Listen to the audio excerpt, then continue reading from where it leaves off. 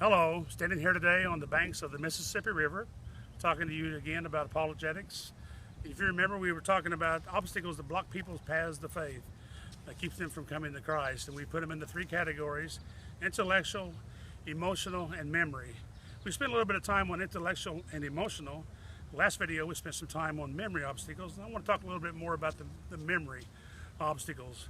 We mentioned that memory obstacles are things like they had a bad experience with Christianity when they went to church, or they tried Christianity and they just had a bad experience and walked away.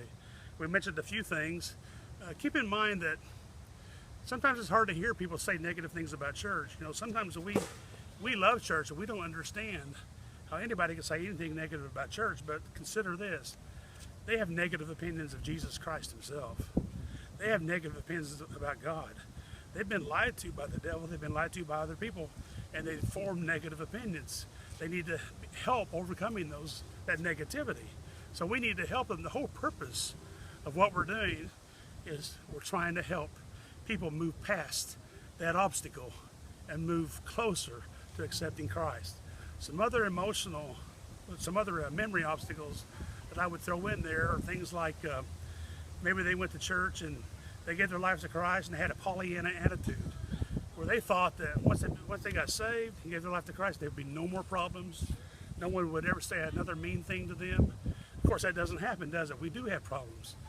So when they have a problem or somebody says something mean, they become disillusioned and walk away.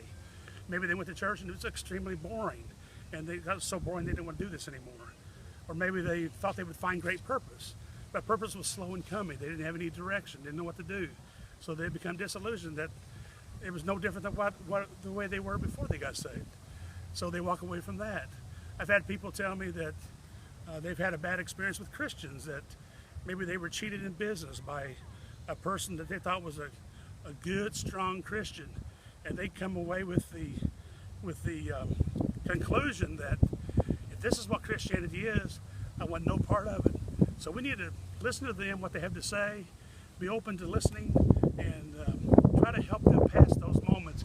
And we'll spend some time in future videos about specifics and what we might say to help them. We're trying to help your loved one and your friends move closer to Christ. Ken Speer signing off. Talk to you next time. See ya.